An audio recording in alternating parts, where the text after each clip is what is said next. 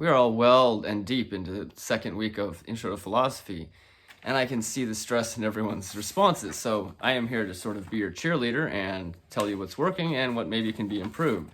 So first of all, I thought that the discussion post this week was very good, and the reason is because I see a lot of students trying to help other students using techniques and things like that that have helped them through the material.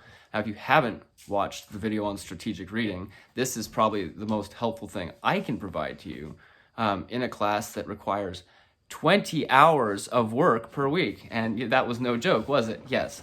So for those of you that said, well, I read the material twice and I still don't quite get it. Well, yeah, because you haven't read it 3 times, like the video suggests. That's really not a joke. This is very difficult material and these concepts are very foreign. So having an engagement with the text on multiple occasions is the only way we're going to even get a basic understanding. And that's all we want, is a basic understanding. You don't need to memorize this. You don't need to understand the subtleties of the theories. You need to understand what they're saying on a very basic level and why.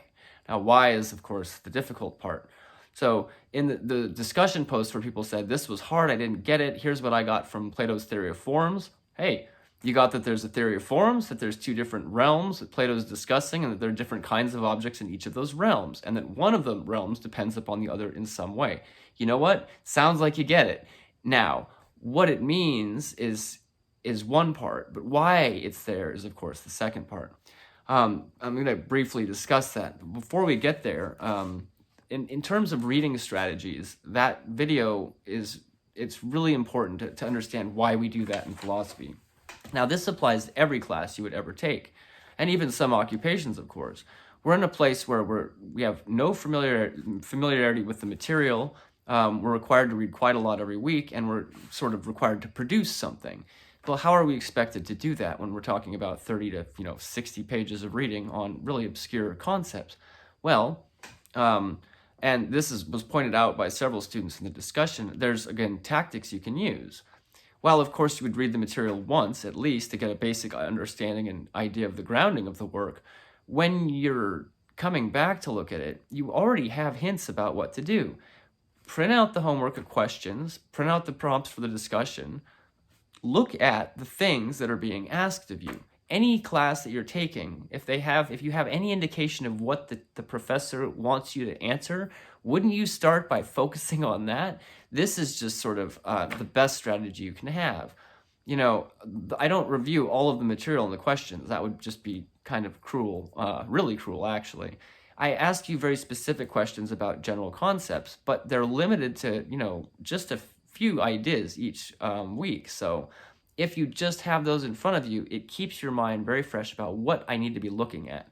And again, you'll see this further as we get into the class, because we're not reading 2 philosophers in some weeks, we're reading 6 or 10.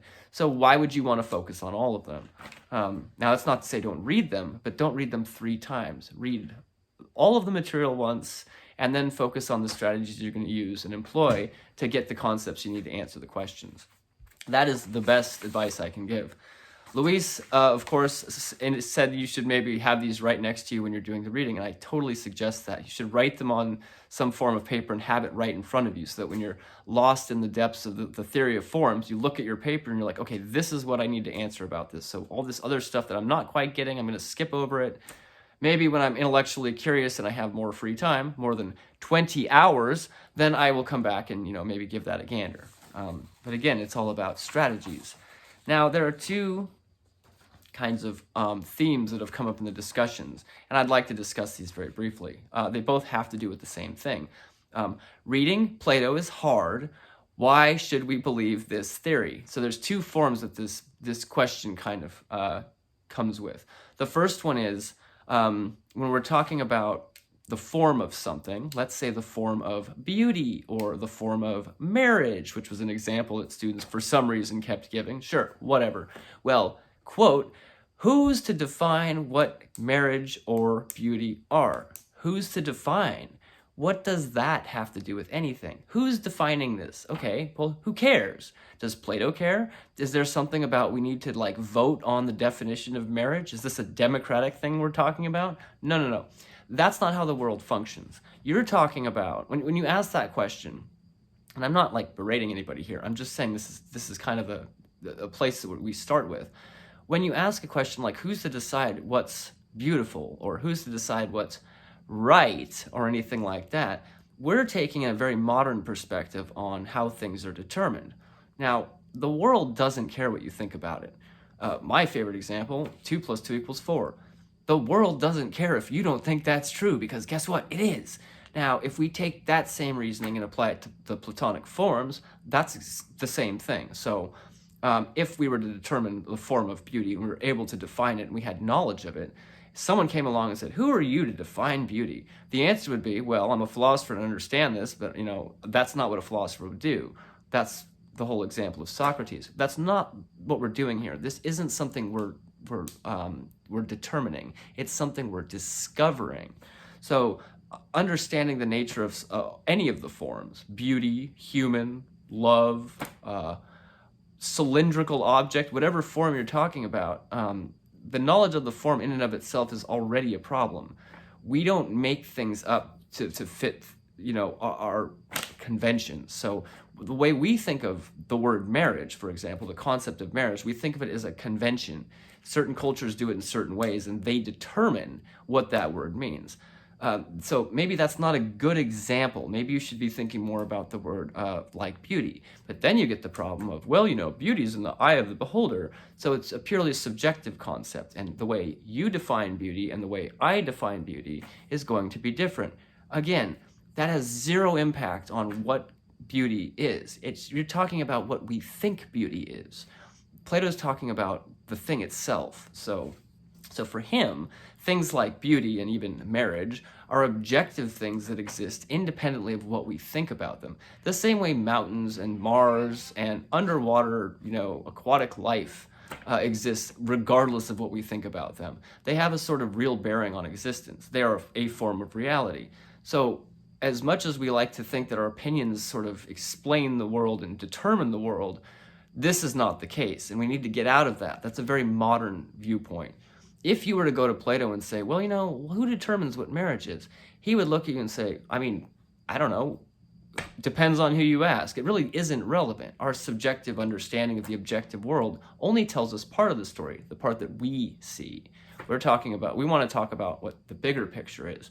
So less focus on who's saying what's right and wrong, more focus on what is right and wrong. Okay, we're discovering it, we're not determining it. So this sort of fits in with the second aspect, which is the issue of proof or evidence. And this is mentioned several times in the textbook, and I'm going to keep bringing it up because it will keep coming up.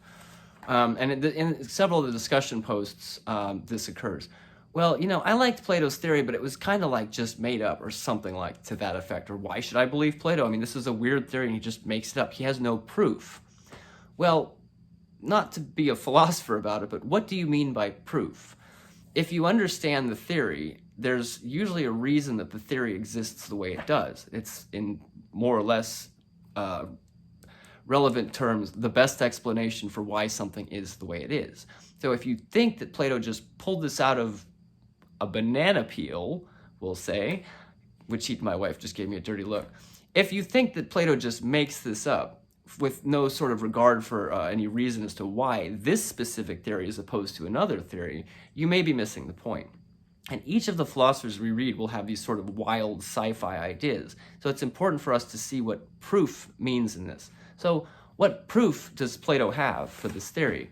Let's think about how the argument works. Okay, so here we go. There's two realms, right? There's the intelligible and then there's the visible. And, many students have given some really pretty decent interpretations of how these things interact and what they mean and what it means to be an idea versus an everyday object and what kind of crossover and all of that. You get the basic point. So why have two separate realms? What's the point of that? If we answer that question, we understand why he's doing what he's doing. So we'll find proof there. Proof is in the argumentation. It's in the logic. There's no sort of empirical evidence for this, and there wouldn't be empirical evidence for forms because that doesn't actually make any sense. These aren't things you perceive. They're intelligible things. They have to do with, your brain. They're sort of mental entities, although these, in this case, they're real, but again, we don't need to get into that. So let's take an example of a form. Let's start up, first of all, asking why we would need a form. Okay, let's talk about humans. What is a human? I mean, that's a silly question, isn't it? Well, no. If we want to talk about what's essential to being a human, well, how would we get started? Well, for those of you that read the Euthyphro forever, you might start in the same way that I thought about. If I want to know what a human is, I'll go and talk to a human, right? That's a human. Okay, what defines the human? That's a human. Professor Orr, see, he has, 2 eyes and he has a head and all of these characteristics. In the Euthyphro, when Socrates asks Euthyphro, what is piety? His response is to provide an example of what piety is. That is not piety. That's an example of piety. Interviewing, dissecting, dismembering, examining, whatever you want to do to me as a human, you will not learn what human beings are. You will learn about a human being.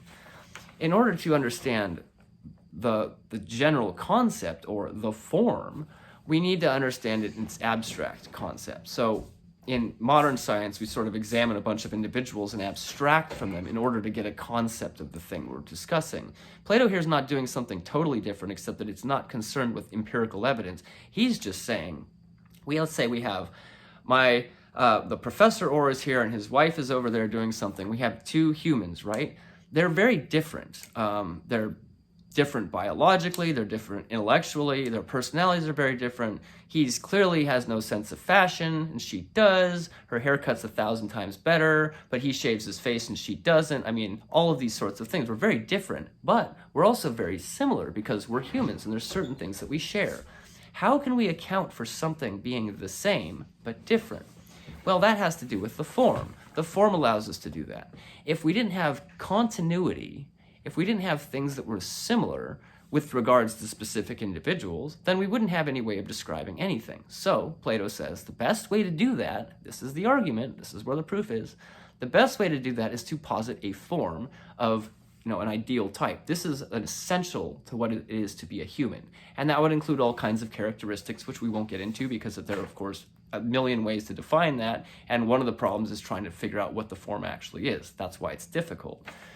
But it would include basic things like humans think, humans have reasoning, humans generally have arms and legs, humans eat certain kinds of foods, humans are allergic to poison oak, things like that. And there's, of course, exceptions, but we don't need to get into that. There are certain things that my wife and I share with all other humans that are included in this form. Yet, at the same time, there are certain things that make us different. So each of us participates in the form of humanness in a different way because we are all imperfect copies of the very perfect form of humanness.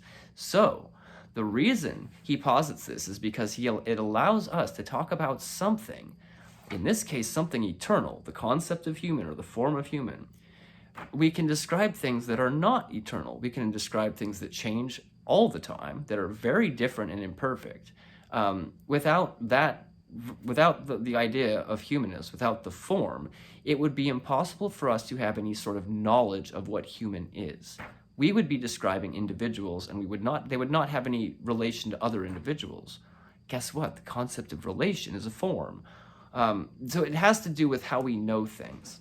It's posited because it's a way of describing, being able to describe things in a world that changes frequently, being able to describe things with some continuity. So the proof is not some sort of empirical thing. We're not going to study this. We're going to think about the reasoning. Why would we want to posit a theory of forms? It allows us to talk about things that change all the time without having to change our definitions all the time. So that's sort of the reason there.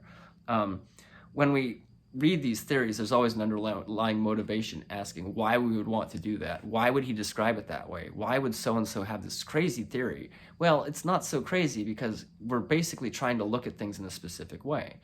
Now, if we get into concepts like love and marriage, that it applies equally there. But the reason we focus on everyday objects, at least in these examples, is to sort of give you an idea. I mean, a tree is the most common example used. How can I identify something, a maple, a birch, a willow, a Brazilian rain tree, and still know that they're all trees? Well, I do that by comparing them. That's how we work. But if we want to talk about what a tree is, we can't just point to individual trees and trees that and a trees that and a trees that. We have to define it in some way. And in order to do that, you have to go outside of the continually changing world that we live in, where trees are, live and die are all very different. And we have to be able to say something that is more or less eternal. We have to say a tree has the following essential features. We have to talk about the essence of tree. So this isn't some made-up sci-fi thing. It actually has a very practical purpose. It's a way of helping us understand what we know.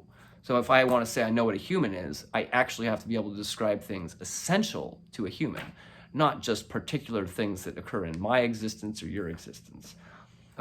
That actually was a summary of a very well-written post that I've added to the discussion that I will, very well-written, yeah, okay, of course. I will add that below the video so you can kind of just review this idea.